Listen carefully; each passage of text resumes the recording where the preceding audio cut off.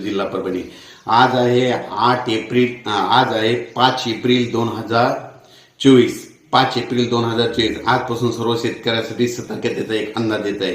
सर्व शेतकऱ्याला सांगू इच्छितो की राज्यामध्ये आता हळद काढणी चालू आहे, हळद शिजणं चालू आहे, कांदा काढणी चालू आहे, तसेच गहू काढणी चालू आहे, हरभरा देखील काढणी चालू आहे। त्याच्यामुळे सर्व शेतकऱ्यांनी हा अंदाज लक्षात घ्यायचा। म्हणजे राज्यामध्ये 8 एप्रिल ते जवळपास 13 एप्रिल दरम्यान राज्यामध्ये एक अवकाळी पाऊस येणार आहे। काही ठिकाणी गारपीट होणार आहे, काही ठिकाणी वारा सुटणार आहे, पाऊस येणार आहे, म्हणून सतर्कतेचा इशारा म्हणून हे अंदाज देत आहे। राज्यात एकंदरीत सर्व शेतकऱ्याला सांगू इच्छितो की राज्यात 8 एप्रिल 9, 10, 11, 12, 13 एप्रिल पर्यंत राज्यामध्ये दररोज वेगवेगळ्या भागात भाग बदलत अवकाळी पाऊस पडणार आहे, विजेच्या स्वरूपात पाऊस असणार आहे, वाऱ्याच्या स्वरूपात पाऊस असणार आहे, भाग बदलत पडणार आहे। म्हणून हा सर्व शेतकऱ्यांनी अंदाज लक्षात द्यायचा। आता आपण एक एक भागाकडे बघू।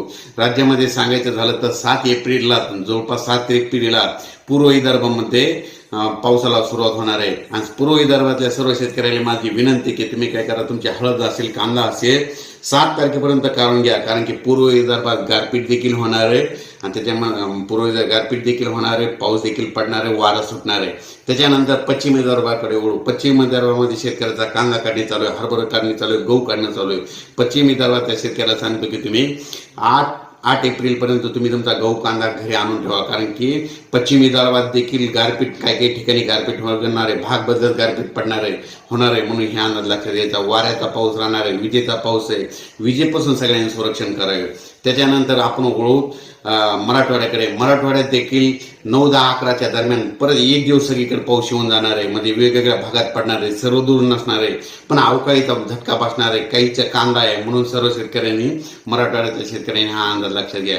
त्याच्यानंतर मध्य महाराष्ट्राकडे वळू। मध्य महाराष्ट्रात देखील 9, 10, 11, 12च्या दरम्यान परत अवकाळीचा एक फटका बसणार आहे। म्हणून मध्य महाराष्ट्रामध्ये विशेष म्हणजे सगळ्यांचा कांदा काढणी चालू आहे। तुम्ही काय करा, 7, 8 तारखेपर्यंत तुम्ही तुमचा कांदा झाकून ठेवा, नसा घरी साठवून ठेवा, कारण की मध्य महाराष्ट्रात मध्ये जवळपास 8, 9, 10, 11, 12, 13 पर्यंत मध्य महाराष्ट्रामध्ये भाग बदलत तुरळक ठिकाणी पाऊस असणार आहे। म्हणून हा अंदाज लक्षात घ्यायचा। त्याच्यानंतर कोकणपट्टी, उत्तर महाराष्ट्र आणि कोकणपट्टीमध्ये देखील पाऊस असणार आहे, म्हणून ही अंदाज लक्षात घ्यायचा। उत्तर महाराष्ट्रात देखील विजेच्या कडकडासह अवकाळी पाऊस पडणार आहे, म्हणून उत्तर महाराष्ट्रातल्या शेतकऱ्याचा कांदा काढणी चालू आहे।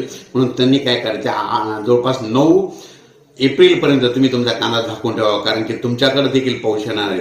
दररोज राज्यामध्ये वेगवेगळ्या भागात पाऊस येणार आहे। म्हणून माझी सर्व शेतकऱ्याला विनंती आहे, राज्यामध्ये हे अवकाळी मोठा गारपिटीचा पाऊस असणार आहे, वाऱ्याचा पाऊस असणार आहे, म्हणून हा अंदाज लक्षात घ्यायचा।